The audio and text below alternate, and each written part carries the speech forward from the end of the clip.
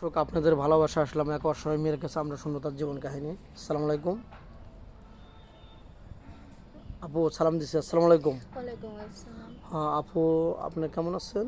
জি আলহামদুলিল্লাহ ভালো। আপুর নামটা কি জানতে পারি? আমার নাম সাথী। সাথে। হোম ডিস্ট্রিক্ট কোথায়, দেশের বাড়ি কোথায়? আমার দেশ নাটোর। নাটোর। নাটোরে কি বিখ্যাত? নাটোরের হচ্ছে কাঁচা চমচম। ও, কাঁচা চমচম। আশা করি খেতে পারবো নাকি? জি জি আসছে যেহেতু খেয়ে যাবো জি আপনাদের জি। দেশে। যাক, আপনি ফ্যামিলিতে কে কে আছেন?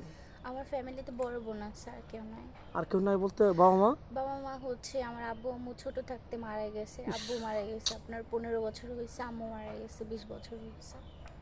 খুবই দুঃখজনক কথা। যাই হোক, আপনার বড় বোন ছোট থেকে আপনাকে লালন পালন করতেছে। জি আমার বয়স যখন 6-7 বছর তখন থেকে। তাহলে তো আপনার বড় বোনের অনেক অনুদান, বা জি জি। তাকে বলতে পারবেন না কখনো। না না। মার মতো খেয়াল খুশিভাবে রাখছে। যাই হোক, সে তো বিবাহিত না? জি। তো বোন জামাই তো মোটামুটি ভালো না, তো এতদিন লালন পালন করতে পারতো না। না না। তো যাই হোক, এখন আমাদের ক্যামেরার সামনের মূল উদ্দেশ্য কি, আসার কারণটা কি? আপনার ক্যামেরার সামনে আসার কারণ মানুষের কাছ থেকে শুনেছি যে আপনার এখানে আসলে ভালো একটা জীবনসঙ্গী পাওয়া যায়। তো আমার তো কেউ নাই, আমি তো এতিম।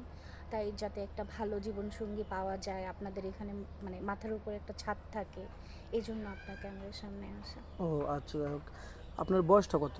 আমার বয়স হচ্ছে আপনার 22 বছর। 22 বছর। আর পড়াশোনা কতটুকু করেছেন? +5।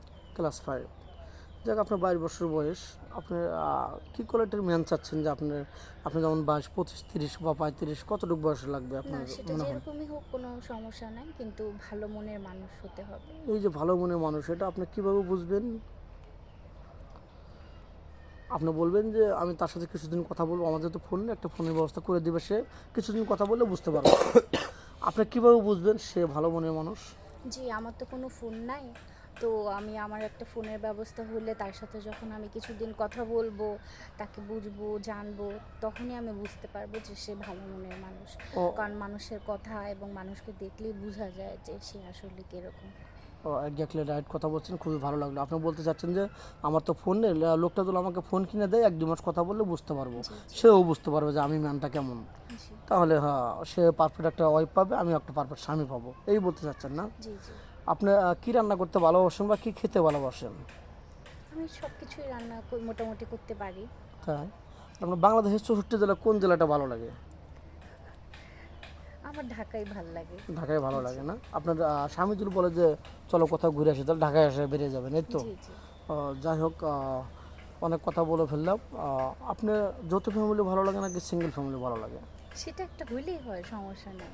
অনেকে চায় সিঙ্গেল ফ্যামিলি, শুধু স্বামী কিনে ঘুরবে। আর অনেকে চায় আমার ফ্যামিলি যদি বড় হয়, ননদ বাসুর থাকবে, সবাইকে নিয়ে আগলে রাখবো, খুবই ভালো লাগে, আনন্দের সাথে আমার দিন যাবে। না সেটা সিঙ্গেল হইলে ভালো হয়, তখন আরেকটু মানুষটাকে ভালো জানতে পারবো, বুঝতে পারবো, সেই ক্ষেত্রে এটাই ভালো হবে। এটা কেটে দিস। যাই হোক, আপনি তো মুসলমান, নামাজ কালাম তো পড়া হয়। জি জি জি। যাই হোক, অনেক ভিডিওটা লং করতে চাচ্ছি না, আপনার নাম্বারটা স্ক্রিনে দিয়ে দেন। জি আমার তো কোনো ফোন নাই, আমার কোম্পানির নাম্বারে আমাকে ফোন দিলেই হবে। মানে বোঝাতে চাচ্ছেন যে জি জি আমাদের নাম্বারে হ্যাঁ ওইখানে যোগাযোগ করলেই হবে। আপনার কোনো ফোন নেই? জি জি। মেয়েটার কোনো ফোন নেই। ভিডিওটা লং করবো না, কেউ ভিডিও কল দেবেন না, অডিও কল দেবেন। ভিডিও কল দিলে ব্লক করতে বাধ্য হবো। ভালো থাকবেন, সুস্থ থাকবেন, এই বলে শেষ করে দিচ্ছি। আল্লাহ হাফেজ।